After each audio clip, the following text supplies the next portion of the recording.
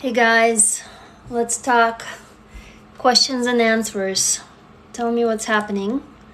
I did you a video on how to say no earlier this morning. Hey there, how are you? If you want to ask a question, just go and type in the question in your Q&A and I'm going to answer. I did you a video on how to say no earlier today. I hope it was helpful. It's only for writing, not really in when you're in person saying no. So I had to learn it the hard way because this is one of the things that I cannot do as a survivor.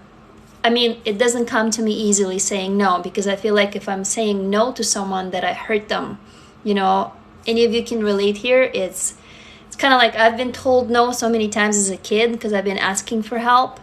And when somebody told me no, I would feel the hurt, like it would literally hurt in my gut or in my stomach.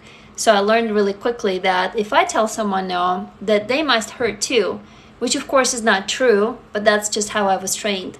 So welcome everybody. Thank you. I'm going live every night to those of you who are new, 9 p.m. to 10 p.m. Pacific time. And if you have a question, this is like a Q&A time.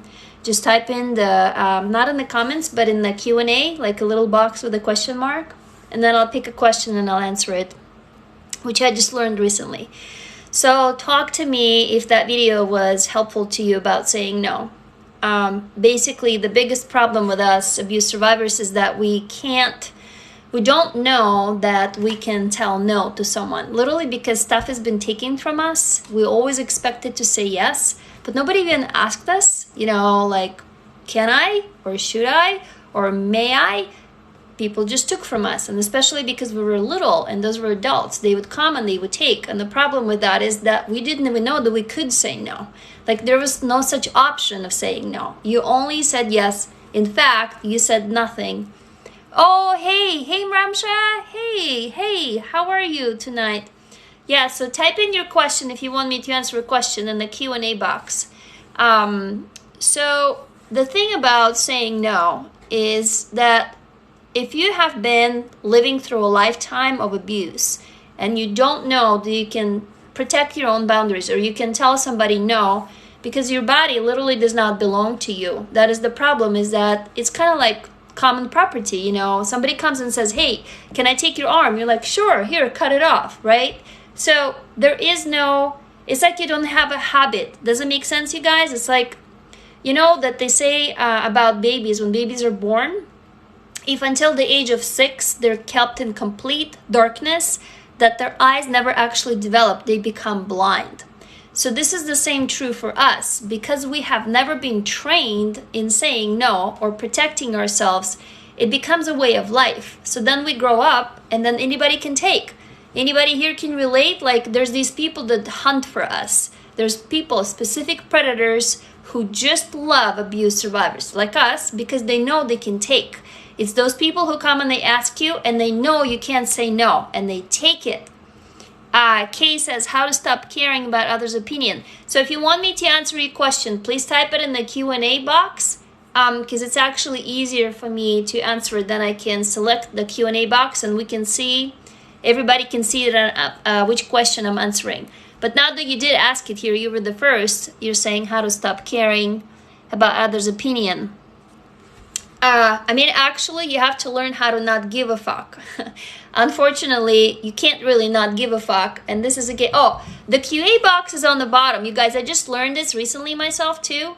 On the bottom, there's like a little, or anybody tech savvy, can you help to say where the Q&A box? On my screen, it's on the bottom, like a little square with a little question.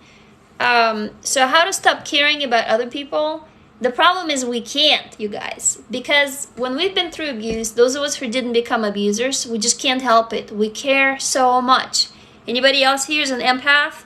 You feel everything, you sense everything, you see someone, even your boss, you might not even care for them, but you read the stuff on their face. You can't help it, you empathize, right? So, and that's the problem with that, is that you never learn how to ignore it. You can't ignore it because you've been through this pain, right? And you suffer for these people. This is why most of us are recluses, yeah? while we go away from people. We love people so much that we cannot be around them without taking on all of their pain. We absolutely cannot not do it, you know? So yeah, or if someone is nervous, it makes you nervous. If somebody is sad, you just take it on because you're used to being completely open because people took from you, and so you can't help it. And that's why we need to protect ourselves. Oh, yeah. Oh, the Q box is limited to the amount. Well, I mean, keep typing. If I see, oh, there, look at that. Somebody did the Q&A box. Yeah. Oh, thank you. All right. So here I can select it and I can, let's see if I click on that. There we go. See you guys? So why is it so hard to say no to people?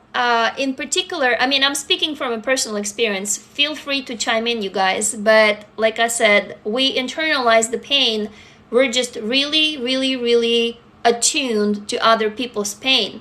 So here's another problem. You know why? Because we had to read our abusers. Again, anybody else can relate?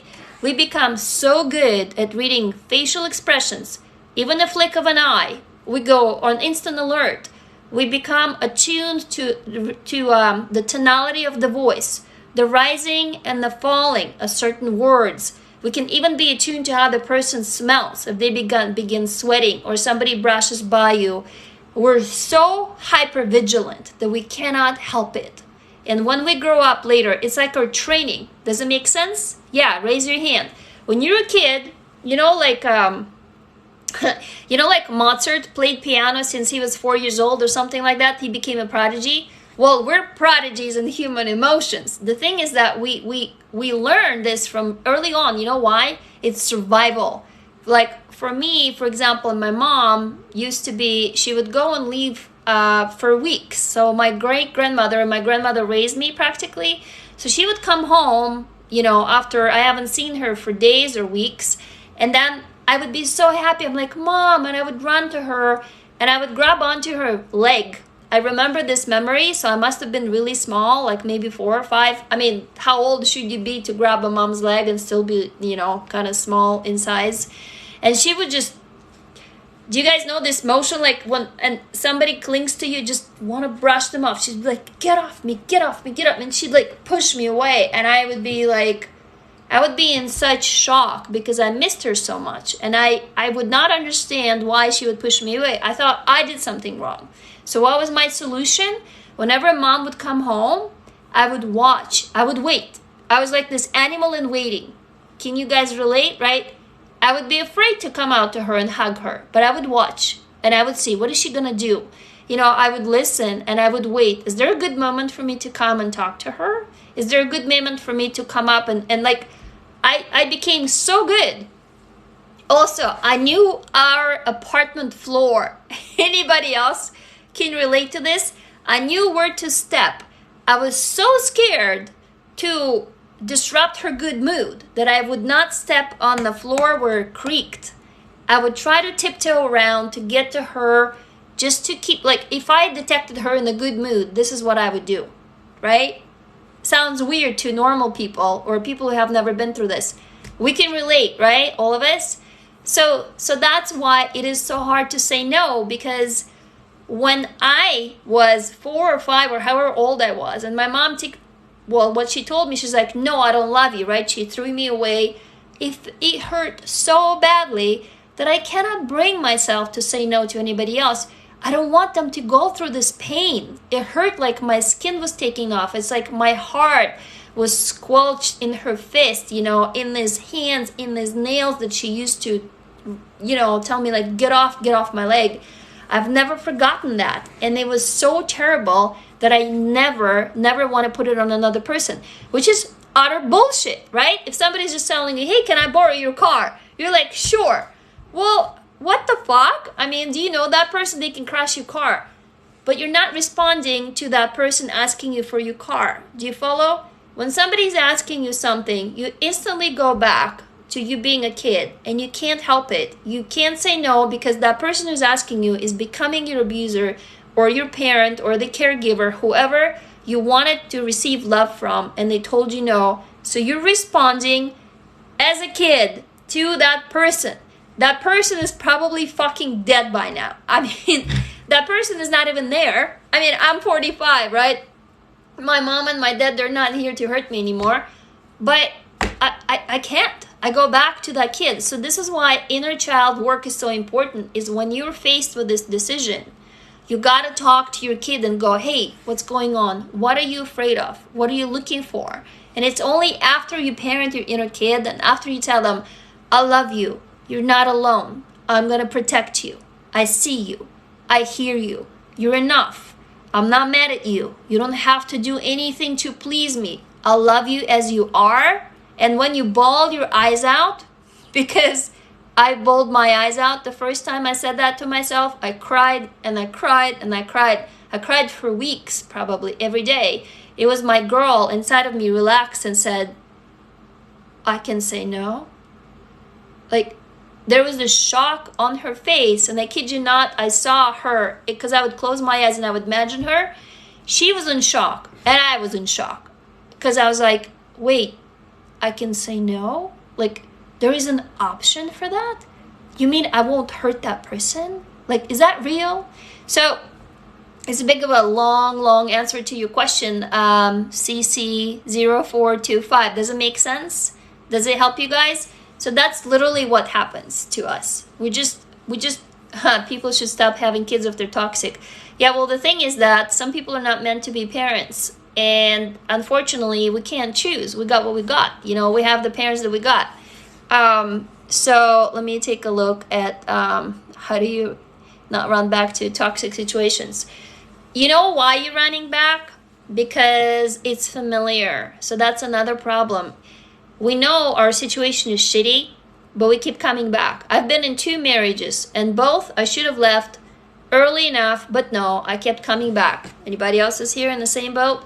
Why do you keep coming back to that person? They're hurting you, they're abusing you, they're gaslighting you, they're calling you names, they're like disrespecting you, they're doing all these things, they're even hitting you, right? Or abusing you, but you're still coming back. You know why? Because when you were a kid, any attention was better than no attention. 0, right? So you would be willing to be beaten or abused because you got attention. So your mom, who's being a bitch, right, and who used you, and maybe whoever know what she did to you, you would come back, you would actually call her, you would actually talk to her, just so you could hear her abuse. Does it make sense? It's because it's all you know. That's all the love you got. You guys follow? It is more important to us to get that attention, even if it's not love but hate, but it is something.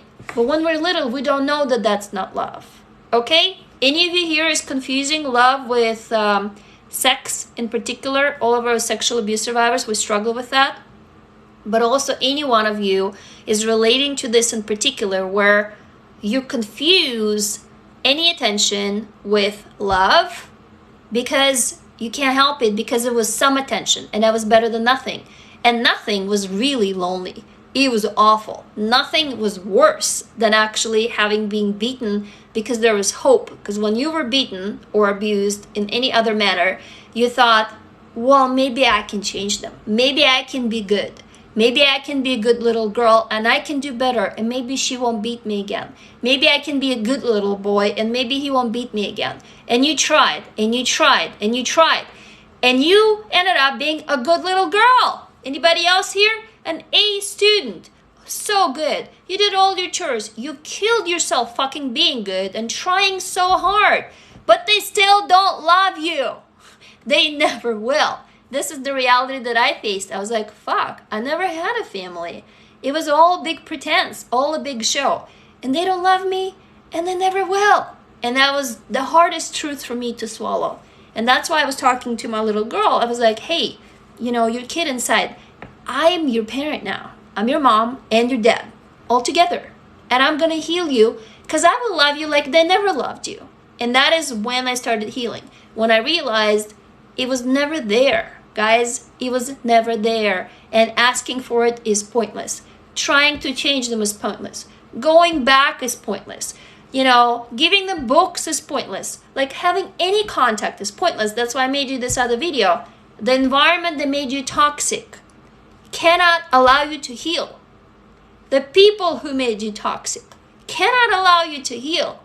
You can't heal in a place that made you sick. You can't heal while you're among people who made you sick. You need to run, go, cut it off. There is no other way. And all of this bullshit people are telling you, oh no, it's all inside of your head. You have to try really hard. You know, you have to forgive these people. Show them this and say, no fucking way. No, because it's sick. Like, think about COVID or any virus. You know, if you're in the middle of sick people, can you get better? No. So how is this different? It's the same. We're like really like to separate the head from the body, but it's the same shit. Like there's nothing to separate. So all of these well-wishers, do you know why they tell you this? Because they themselves probably have never gotten over their shit. So it's easy for them to hang it on you because they see you have hope and they go, who the fuck do you think you are that you can get out of this? Because I didn't. Do you think you're better than me? That's what they're really telling you. But on the surface, they're going, I'm helping you. You know, I'm trying to be nice. So back to your question, I'm bored 36, how I do not run back to toxic situations. The only way to do it is to realize that the toxic situation itself is perverted in your head because this is what those toxic people did. They only gave you toxic attention. But you're clamoring for it, you're yearning for it, you love it and you want it because it's the only attention you got. Until you have something to compare, this is toxic and this is healthy, you will keep running. But the only way you can get healthy is that if you start doing it to yourself, because you're the one who loves your body the most, you're the one who loves yourself the most. There is no other way. So you become your own parent, right? You basically shut everything down. And I told you guys, I do this exercise every day. And you start every day for 10 minutes, okay? It's not meditation. It's for 10 minutes. You schedule it on your, on your watch, on your phone, whatever. You have a kitchen timer. And for 10 minutes, you sit there and you talk to yourself. So if you tell me your name, I'm bored 36, I can demonstrate for you right now. Let's say your name is Jane or maybe Joe. And then you say, hey, Jane, what's going on right now? How do you feel? Why are you scared? How are you feeling? You literally talk. Brittany. Okay, so Brittany, you just say, hey, Brittany, do you have like a nickname so you can call yourself when you're little? You can say, hey, I'm here. I'm here from you. Tell me, what are you afraid of right now? Guys, there's only two basic emotions that we have when we're born. Fear of death and the pleasure of procreation. That is all. Nelly. Okay, so you talk to Nelly and you say, hey, Nelly, I love you. I know you're scared. Tell me, what are you scared of? Who are you scared of? And please let Nelly talk. And if you make it a routine, okay, all of you here know, like, we have to exercise our bodies to be healthy, right? I really love you right back, says 7V. You really have to make it your routine. Every day, blood out of your nose, put it on your calendar. I don't care. You don't have an excuse, okay? 10 minutes is not long enough that all of us are busy, crazy busy, that you put it on the calendar and it's your 10 minutes, call it your daily mental health exercise. You're parenting your inner child. I mean, how can you get better? Just think of it in terms of time. Let's say I told you, hey, have you ever skied? And you tell me, no, I haven't. And I tell you, okay, go learn to ski. And you go, well, I'm just going to think about it. And then I'll get on the slopes and I'll do it. Fuck no. Well, what do? You have to train, right? So you go out there. Well, do you go out there for 10 minutes a day? How much better are you going to get at skiing if all you do is 10 minutes a day? Do you follow me, right? So all this damage that somebody has done to you has been done over what?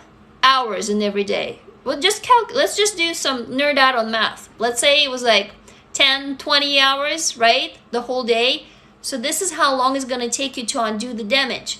You're going to be faster and it's going to be better, but it just won't happen if you don't put in the time. So you're literally putting in the time to heal yourself because that's the only way to get out of it. Yeah, you will cry it a lot. Exactly. Practice make 60 fucking years. Right on. Yes, exactly.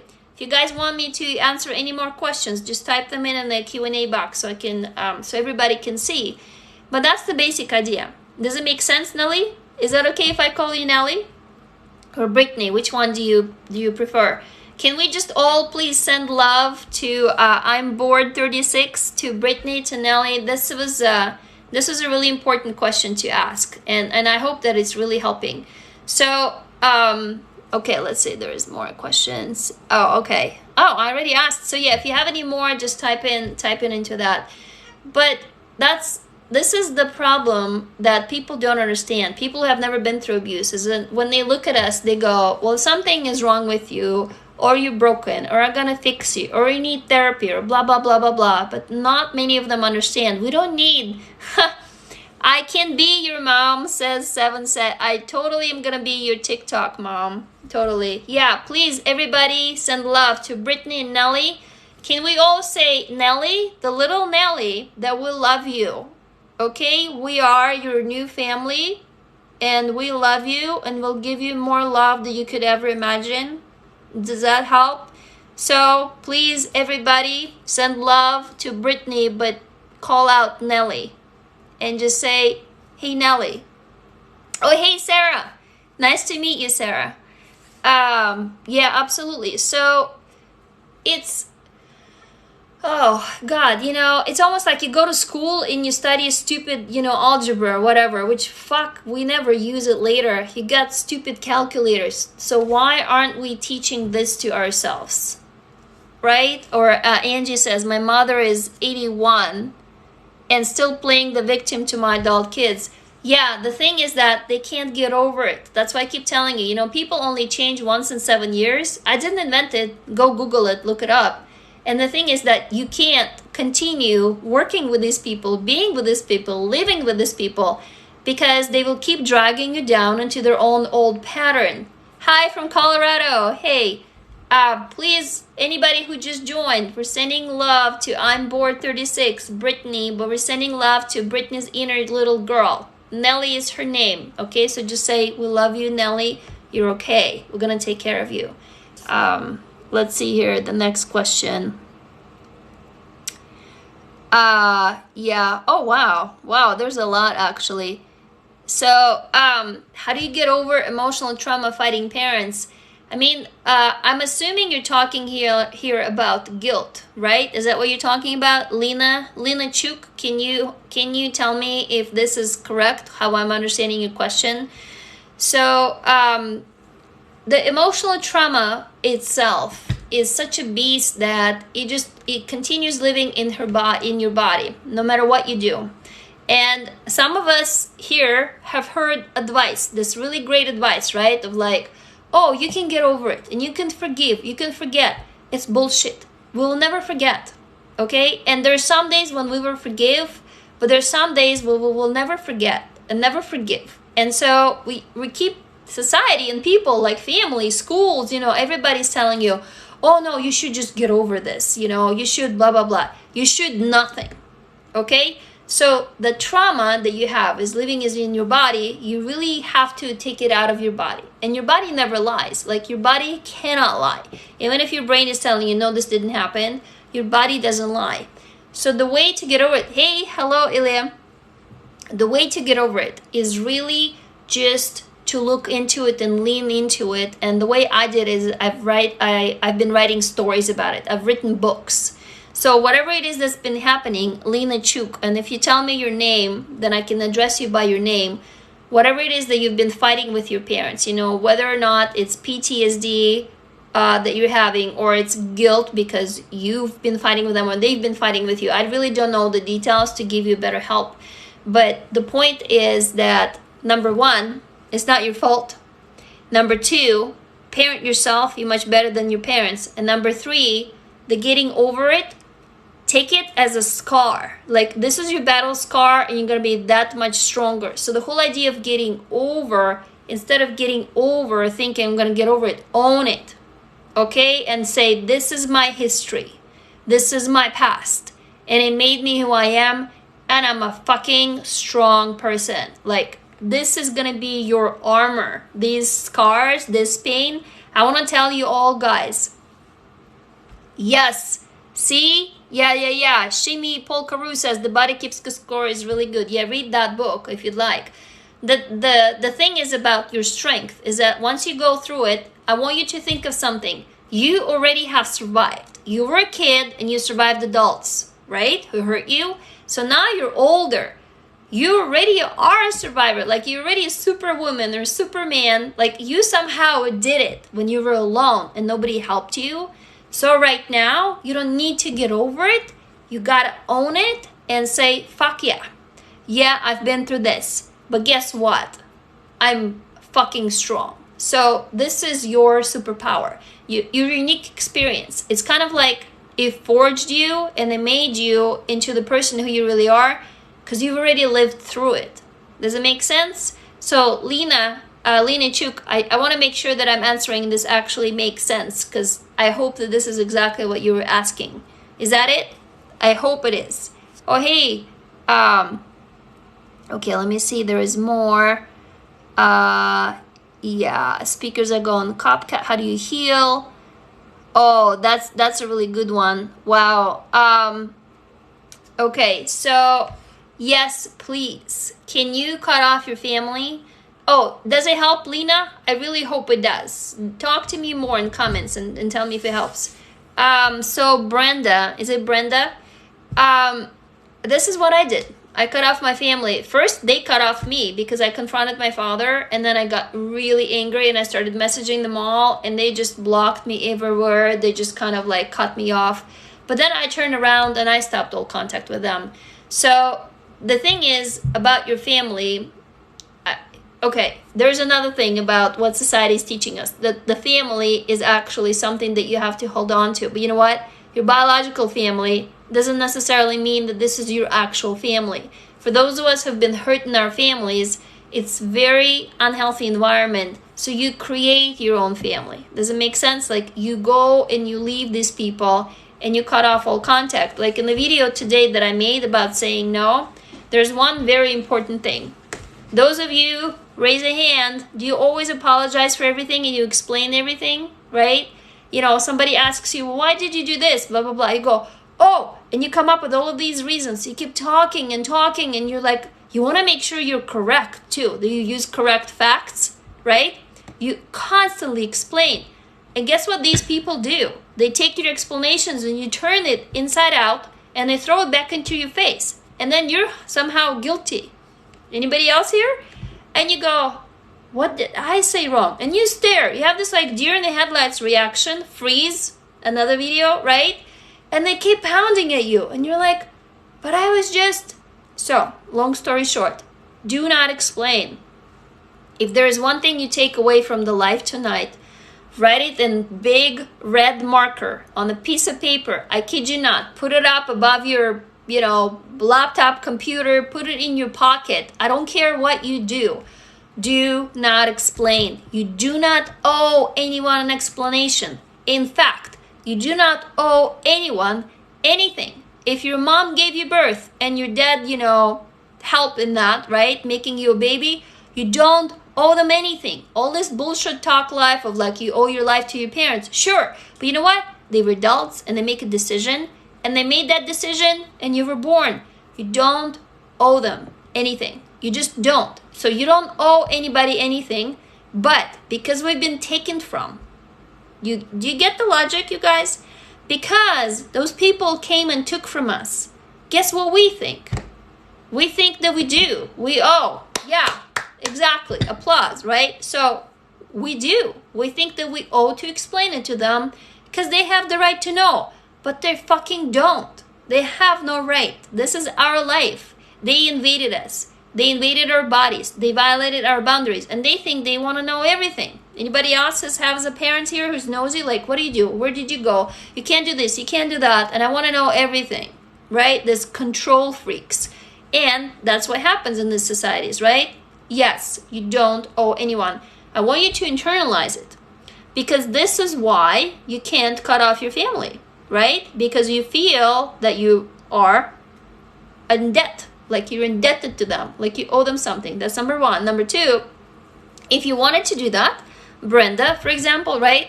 You would try to explain. You would call up and say, hey, I'm feeling blah, blah, blah. Don't do it. This is like a recipe for disaster, okay? If you're explaining, here's what's happening. You open it up to 1, judgment, 2, bargaining, and then 3, they're gonna suck you into drama. And without knowing, you'll be like, oh shit, You're back onto the same treadmill, and they push your buttons. They're really good at that. So they know how to do it. They will shame you. You will feel guilty. And guess what? You can't do it. So this is the kindest way of doing it. By the way, this is kind. Okay? It's very kind to cut off people in such a way, which is you say nothing. You guys follow? I just want to be quiet here for a second. I want you to think about this. You say nothing. You just cut these people off. If you're able to, you cut them off on social media, online, you just block them. You don't explain. If they call you and they say, why did you do that? It's silence. Because silence is an answer too. Guess what's going to happen? After a while, they'll get the message. That's the video that I made you this morning about saying no. Silence, in this case, is the most powerful no. Because people understand it. Yes. So it is also kind. Do you see? You love these people, right? I know I can't help it. I still love my mom. I still love my dad, even though probably I'm supposed to hate them, but I love them. There's this little girl in me. She will forever love them, and she will forever want their attention. So the kindest way, the most loving way, is like ripping off the Band-Aid. It's really fast, and it's clean. There is no explanation, no drama, nothing. Because even if you just say one word, you say sorry. Let's just run this scenario. Even if you just say one word, good for you, dummy, don't unblock the sisters. Fuck yeah. You know, if you just say one word, guess what they will do? They'll say, oh, you said sorry. Blah, blah, blah, blah, blah, blah. Like, there's just, fuck, there's a lot. Oh, hey, Beeb Noggle. Yeah, come back to the class. By the way, you guys, I'm building a community, a safe, troll-free community where we get together for circles, classes I call them, and I teach you how to write out all this pain into a story. So every Saturday there's a class. If you want to join, come to my profile, click on the link, and this will add you on the list to get on and join the class. Where actually you can come too, Brenda, and we can talk about how do you cut off your family, like what are the steps, how do you do that, and we write this into a story. So you pretend, Brenda, I'm so happy, damn it. Yeah, if anybody, guys, if you want to join, it's completely free. It's to try it out. Go click on the link in my bio. It will lead you straight there. So Brenda, does this help? Is your name Brenda? I mean, I hope I got it right. Just tell me if this helps. So you see, so it's not just a simple how do you cut off the family, it's like a whole process, right? Let me take a look on, there's been so much more trauma responses, talk about forgiveness, any speakers I'm listening to on podcasts, what do I do if I keep having, oh, that's a really good one. Okay. Thank you, Nova Mystery. What's your name? So you can tell us what your name is, where you're from. I kept having dreams about my father again and again and again. They were nightmares. And it was just, yeah, exactly, Susan. Silence is the largest voice. So if you're having dreams, anybody else here has like repeating nightmares, repeating dreams when you continue seeing that person? Oh, you're in Seattle. Hey, I'm in Seattle too, Nova. We should have, I know I promised you guys I'm going to have like a meetup for all of us local here in Seattle. I know there's a bunch of you. So, yay, Lena. We can get together, get all masked up and go to a coffee shop and sit down and do it. Just remind me. I keep fucking forgetting. Hang on. Let me write this down. Meetup. Because I keep promising you to do this and I keep forgetting. So here's how I got out of this nightmare of continuously having dreams about my father. I wrote them into stories. I mean, actually, this right here. Oh, hi, morning from Australia. Right on. Good night from Seattle. Like this book, this is actually totally PG. It's like for kids 8 or up, you know, but there's really, really, really dark information hidden in here. So this started as a dream. It literally started as a nightmare that I had about my grandfather and about my mom, you know, and the story she told me, which my grandfather abused my mom. My mom was actually abused by both my grandmother and my grandfather. They beat her, they grabbed her head, you know, and they beat her on the floor, bloody. My grandfather abused her sexually as well. It was hell. I understand why my mom abused me, and she tried really, really hard. I love her very much. There were really good moments, and she was not as bad as my dad, but she came from a really abusive family. It was awful. So when he got older and he got weaker, you know, she tried to get back at him, and I understand that.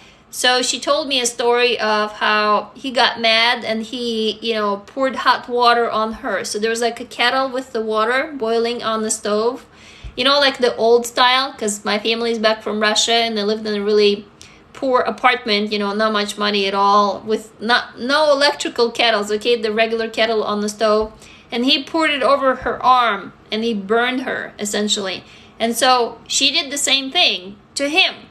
And he was older. He's dead now.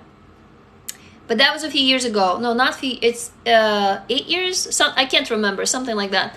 So I called. Every time I call back to Russia, it's like a new horror story. People ask me, "Where'd you get ideas for your books?" I'm like, man, I wish I didn't. You know, like I wish I didn't. I wish my family was normal. I wish it was normal, but it wasn't. And so she told me this story. And so I had a dream. I had a dream about an old man, my grandfather, how he would lure women into his house and he would like invite them to tea, you know, which is a very Russian thing to do, to have tea. And then as if by accident, he would pour this hot water on them and the old lady would be like, oh, and he'd be like, oh, you would like to come and change. And then he would rape them and kill them. And this, I just had this dream, you know, like what you're saying about Nova. And it was making me sick dreaming about it. So it left my body when I wrote it into a book. I mean, granted, I wrote the whole book, but you can just write a short story. And I really highly recommend you come to my Saturday class because we can work through it together. You know, I can teach you how to do it. It's very simple. The amazing thing is that, yeah, I know, right? Brittany, it's like, I have so many of the stories to share. I don't usually talk about this because you just tell this to people and they go, that's not real. Like, does this even happen? And I'm like, yeah, I mean, this is the environment I came from. It's real. Like, it's real, you know? But I stopped telling people because they kind of go blank. Like, they look at me like I'm nuts or my family's nuts, which is true, you know? Oh, you're really, really welcome. Next Life Market. Yeah, I really hope that it helped. So, does this help, Nova? I mean, would you be willing to try? I really, really recommend that you do. Because when you give life to your dreams, when you actually put it on paper, the magical thing is that you can take it and put it behind you. Like, it's no longer in your body because it has, and if you wanted to, you can burn it. It's very satisfying when you wrote it out. Let's say you wrote it out on your computer, you print it out so you don't lose the actual story, and you burn it, you stomp on it, you scream at it. It's a physical thing. There is such an emotional release. You can't have that release when it's in your head, okay? As long as it stays here, you can't you can't really get it out. You can't really burn yourself, right? Which most of us do. We turn inward our anger, we become depressed, and, unfortunately, some of us, we become suicidal. I was suicidal. Binomer says, I'm from Bosnia, Herzegovina, same things happened to our homes. Yeah. I'm from Soviet Union, from Russia. And it was horrendous abuse.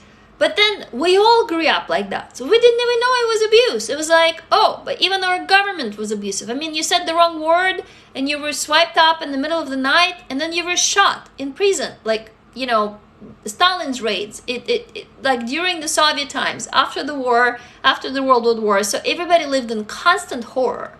And so the environment at home was absolutely terrible, right? So it's like, it's almost like it's impossible to translate that and show it to people and tell them because most people have not been through this, right? So, like, for example, I've seen a man killed. Multiple members of my family have been killed. And not just killed, but brutally killed. And I don't talk about it. Anybody else here comes from the same violent background? Any big cities here? I come from Moscow. Any New Yorkers? Bronx, Chicago, bad neighborhoods? Anybody else here? Raise your hand, right?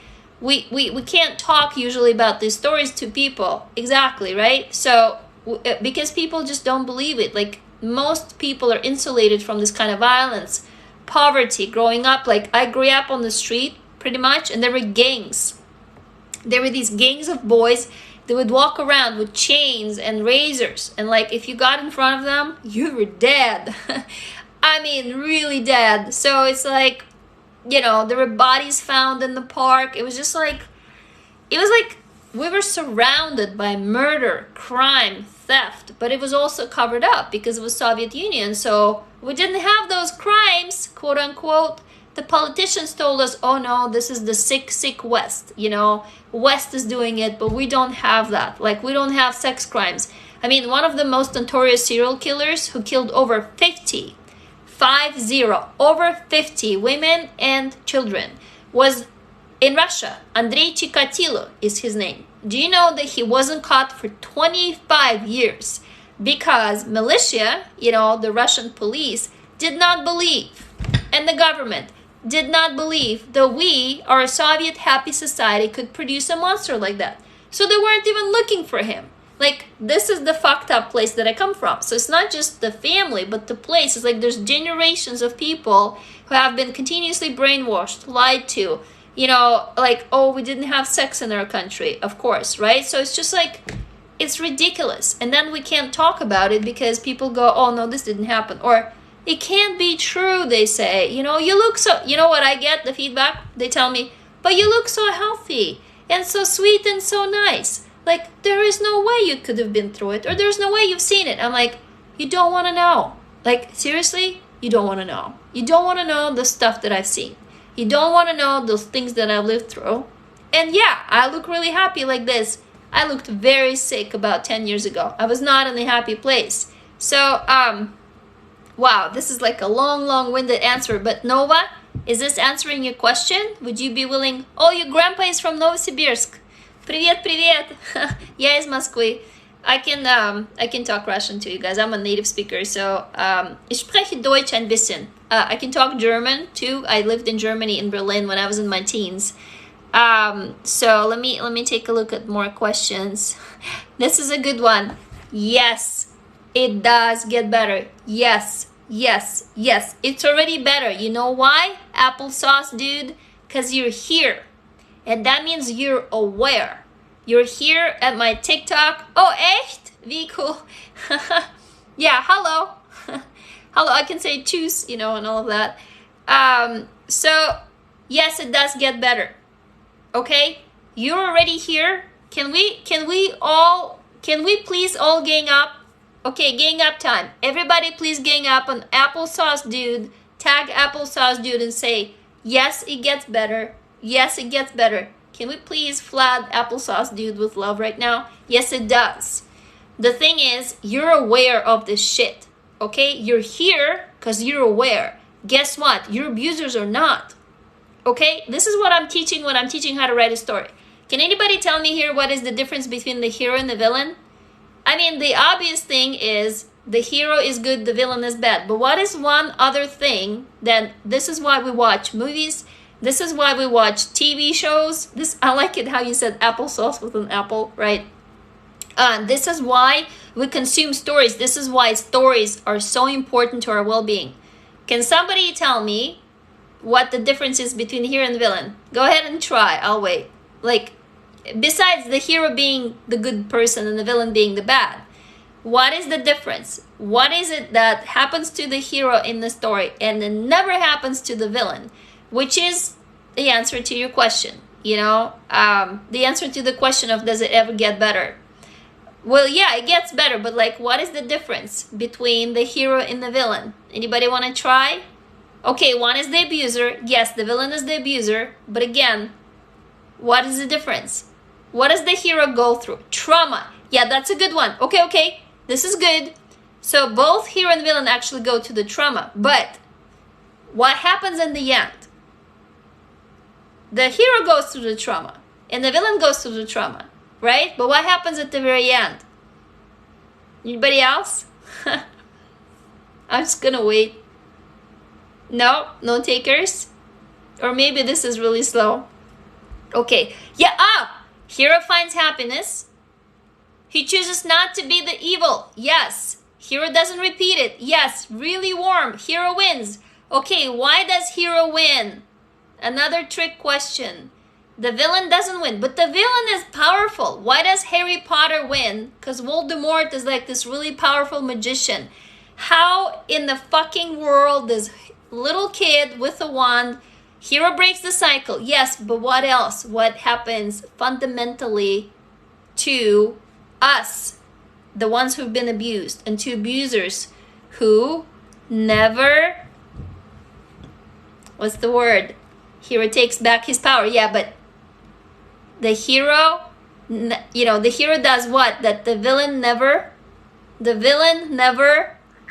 I just want you guys to come up with that. I mean, of course I'll tell you, love, justice, heal. Yeah, but what does have to happen for us to heal? This is the one thing that we hate. We always hate. You guys want me to give you I'll give you the first letter of the word. It's C. Okay. Come on, you can do it. I know you can do it because once you get it, yeah, hero believes in themselves. But again, process, yeah. And, come on, starts with the C. Accept, yeah, but what has to happen for all of this? Care? No. Courage? No. Really close. Closure? No. Oh my God, I love you guys. It's the thing we all hate. Compassion? No. After C. No. Comprehend? Okay, the second letter is H. CH. Now you gotta get it. CH. Who's the first? What's the word? Starts with CH. No, CH. Not continue, not courage. Nope. CH. Change! Yo! You got it! Be Bnuggle. You got it. Now, my long answer. Do you guys understand? Hero changes. Villain doesn't. Our abusers never change. We do. And we have a choice. We choose to change. That's the CH. You get that? So, to answer your question, does it ever get better? Yes, because you change. You're here because you want to change. Guess what? The people who abused you, do they want to change? Nope. Anybody can relate to that? No. Oh, you're Melanie. Hey, Melanie. Do you guys get that? I just want you to feel that. Think back to all these people who hurt you. They don't want to change. They're stuck. They never will. And so when you try to change, what do? They drag you back into the cesspool. They drag you back into this what of shit. And they tell you, who the fuck do you think you are? And you know why they can't change? Anybody else here can tell me? Because they're scared shitless. So to answer your question, applesauce dude, you already won. Because you chose to change. And they won't. So it's already better. You get that? Do they ever become aware? Some do, some don't. Some people die like that, especially abusers. They're so scared to look at that place where they could be somebody different that they can't. They're bullies and they're little cowards. Do you know that the people who are abusing you, they're cowards? And the first moment you go back at them with the power that they never knew, they fucking piss themselves. That's what happened to me and my father. I haven't seen him in many, many years. It was 3 or 4 years. I've been in America now for a long time. And I went back to Russia because my half-sister was getting married. So I wanted to see, meet her fiancé and just participate in all the festivities. And so I was at my dad's apartment and my sister came with her fiancé, for like dinner. And guess what my father did? He was being his shitty, tyrannical self. He just started basically destroying her fiancé in front of her. Her fiancé is from Austria. Well, they're married now. So he didn't understand Russian really well. And my father just destroyed him. He was being an asshole, basically telling her that she picked, the wrong person and blah, blah, blah. I can't remember exactly what he said. I got so mad. First of all, it was my little sister. And second of all, I was like, what the fuck? For the first time, you guys, I was 33 years old. But I've been in a different country. That's why I'm telling you. go away, run, cut off toxic people. And I've forgotten what it was like to be afraid of him. So I spoke back to him for the first time in my life. I said, what the fuck? I said, shut up. This is your daughter. What do you think you're doing? You know, and I really spoke back to him. Do you know what his reaction was? He cowered. He looked at me and there was fear in his eyes. Again, for the first time in my life, I saw fear in this man's eyes. I was terrified of him, utterly terrified of him my entire life. And he was afraid. Because that's what all bullies are. They're cowards. And as soon as you go back at them, they piss their pants. And he came up to me and he said, well, why are you so mad? Daddy loves you. And then he kissed the top of my head, which became a trigger because after he abused me and hurt me and I would cry, he would kiss the top of my head. This is how perverted it is. And he would say, why are you crying? Papa loves you. I came back to US and I started having panic attacks, and that was the beginning of my end. So I thought, this is how I remembered. His kiss on top of my head. He has not kissed me since he abused me last, which was, I was probably 13 or something like that when I got my period. That kiss, 20 years, you guys. He has not done it for 20 years. I came back to US and I got sick. I did not even know what a panic attack was. It was really, really awful. So I'm just telling you this to hopefully answer your question to applesauce dude here. It does get better. You're already better. You know, you're already better so much because you have chosen a path of change. And you really, really, really, really are going to get to the place where your abusers never could. So hopefully that answers. Or tell us what your name is, where you're from. If you're still here, applesauce dude. Okay, hopefully this helps. Let's see, it does get better. Yeah, mini flashbacks. So I'm gonna do Jean. Is that your name, Jean? Yeah, he has lost a daughter. You know, some of you guys told me that my father lost a daughter. I never even thought of that. It was a revelation to me. Just here on TikTok, somebody said it, and I was like, oh my God, I did not even think about that because I don't, it's like I don't even, oh, Astra from Canada. Hey, Astra, welcome. I really love your applesauce, dude. Did this help, Astra? Can you tell me? Oh, hey, Silk from Pensacola. That's awesome. So, I have many flashbacks. What helps? You know, the only thing that helped me with the flashbacks is to write them out. I was walking around with a journal, literally with a journal and a pen. And when the flashbacks would come on, I would write down what I saw. And in the flashback, when I was writing it out, it was the tactile thing of holding pen and paper that pulled me back from the past. Because what a flashback is, it's you literally going back into what happened to you in the now. Even though it's 10, 20, 30 years ago, you're in the now. So there's different things that can help. Like another thing that helped me, blasting music really loud. Like I would, you know, go for a drive in the car and I would blast it so loud that my head would shake, you know. But it's not always that you can do it. Yeah, Cthulhu Dash. Hey there again. So when I was in public, or I was so terrified of actually going outside of the house because I was afraid. Hi from Romania. Right on. Tell us your name. I was really, really, really afraid that I would be triggered. So that's what helped me. So Jeannie or Jean Bennett 6115. Can you tell us what your name is and if this is helping? If you've ever tried writing out what's happening to you? Yes, you can do cold water. You can hold ice. So basically oh, Georgiana, very nice to meet you. Basically, you get back to the senses to hold you in the present. So you can either hold ice in your hands. You can bite into a lemon or something really like, because lemon, if you bite into a lemon, you go, ooh, you can't. The flashback goes away because you're concentrated on the now. You can blast really, really loud music. You can look around. Oh, hi, Tia from Finland. You can look around and count pieces of furniture or count things around you. But for me, what worked best was to hold on to my journal, which was physical, and a pen, and I would begin writing, and that rooted me in the now. Like the flashback that came on, I would write down what I saw. Oh, hey, Asher from Washington. Right on. Yes, you're bringing in back the senses. What's the 5, 4, 3, 2, 1 exercise? Anya says. Can you please send the message to Jean or to all of us? Hey, Chris from Canada. Angie says, you're better than any therapist.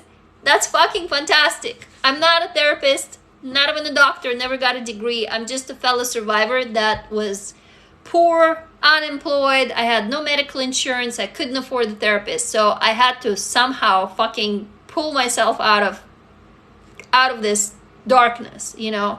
So yeah, Shimi Polkaru says the shock of cold, sound, or shower interrupts the body response. Yeah, so absolutely. Does it make sense? So for me, again, it was two things. It was I would blast the music really, really loud until I shook. Hey, from Chile in Brazil. Or I would write down the experience. And it kind of is similar to what you would see if you begin counting the furniture and noticing the colors. Like you can play a game of how many green cars you can see or something like that. There you go. Oh, you name 5 things you can see, 4 things you can hear. Okay, that's a great idea. But again, I didn't know any of this, you guys. You guys are really educated about this stuff. I didn't. So I just did whatever I came up with, which was, since I was a kid, I would imagine stories in my head. That was my salvation. I would literally create the whole movies in my head. So when the flashback would hit, I would write down what it looked like. And the act of writing, just holding my pen, holding on to the pen and writing, it just pulled me out of it. Does it make sense? Yeah, absolutely, Georgiana. Yeah, if you want to learn how to write it, guys, in my bio there's a link. Come and join my free class this Saturday. It's gonna be 3:30 p.m. to 5 p.m. Pacific time. So come click, you'll get on the list, and then you'll get a notification. We'll add you to the Zoom. We have a group Zoom. We already, yeah, like drawing. We did 2 classes. I did last Saturday and this Saturday. It was fantastic. Those of you who've been there, hello. There's been like about 35 people on the list, and about 5 of you or 7 of you showed up. What does my writing look like? You mean to show you in the journal or my books? I mean, I've written a whole bunch of books. This is what it looks like. It's books, you know. But I can also show you in my journal if you'd like. Well, let me take a look. Does this help, Jean? I really do hope that it does. Okay. How do you break down talking about your trauma? Not sure. Tips of how minimizing your own trauma, coping with trauma. Oh, this is, yeah. You know, this is really, really good. A good question. Really interesting. So Amy is pretty lamey. Whatever your name, tell us. You know, therapy didn't work for me, you guys. Anybody else here in the same camp? I've been through 8 therapists. And since I was 16, I wanted to run away from home. I wanted to run away from this toxic household, okay? And I ran away from home when I was 17. I became a pregnant mom when I was, a pregnant teen when I was 18. Basically, at 18. Oh, hey, Amy? Okay. So ever since I was a kid, I knew something was going on with my body, but I wasn't really sure. And so I didn't have insurance, I didn't have money, I couldn't afford it until I actually got to US. And my ex-husband had a job that provided insurance. And I never could, they didn't understand me. Like, so few people specialize in childhood sexual abuse that it's just impossible. Like, it was impossible for me to find a therapist. And I finally gave up. I tried. I honestly tried. I tried men. I tried women. I tried men again. I tried women again. I tried old. I tried young. I tried counselors. I tried everything.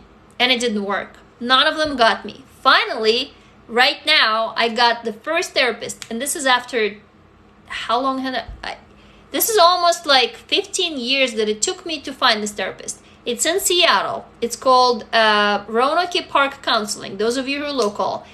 And it's specifically therapy for childhood sexual abuse. And for the first time in my life, when I saw my therapist, from the first sentence, I was like, oh my God, there are people who get me. But guess what? They're so specialized that insurance doesn't cover them. And it's $150 per session, and I couldn't afford it. So, because, oh, you're from Kent, right on. Come here, we're gonna do like a meetup. We're gonna do a coffee and meet in person. So I couldn't afford it, and I told them I couldn't. And so they gave me a grant. And so I was paying a reduced fee because they have donors who help. They're overworked right now, and I'm right now I'm not making any money at the moment because I'm putting all of my money and all of my time into my startup, the community, Amberville, the safe community that I'm building for you guys, that's troll free, that we're helping you write out your stories into, write out your trauma into stories. So it was like, oh my God, there are people who get me, but I could only afford, every other week, and then I could only afford once a month, even with the reduced fee.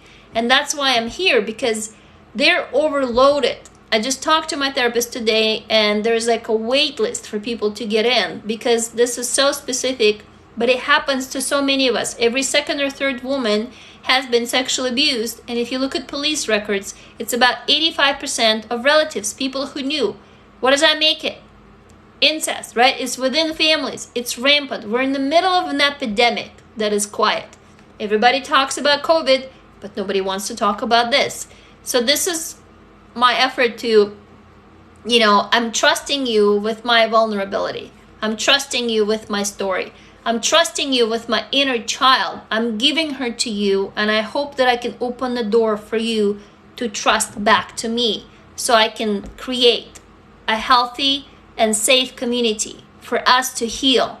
Because fuck what's happening right now. Like, seriously, it's nuts. It's impossible pretty much to heal. It is so toxic, and it's just like we don't get enough help, right? And it is too expensive, and we can't afford it, and we can't even find people who would get us. So I get you, okay? And I offer you my heart.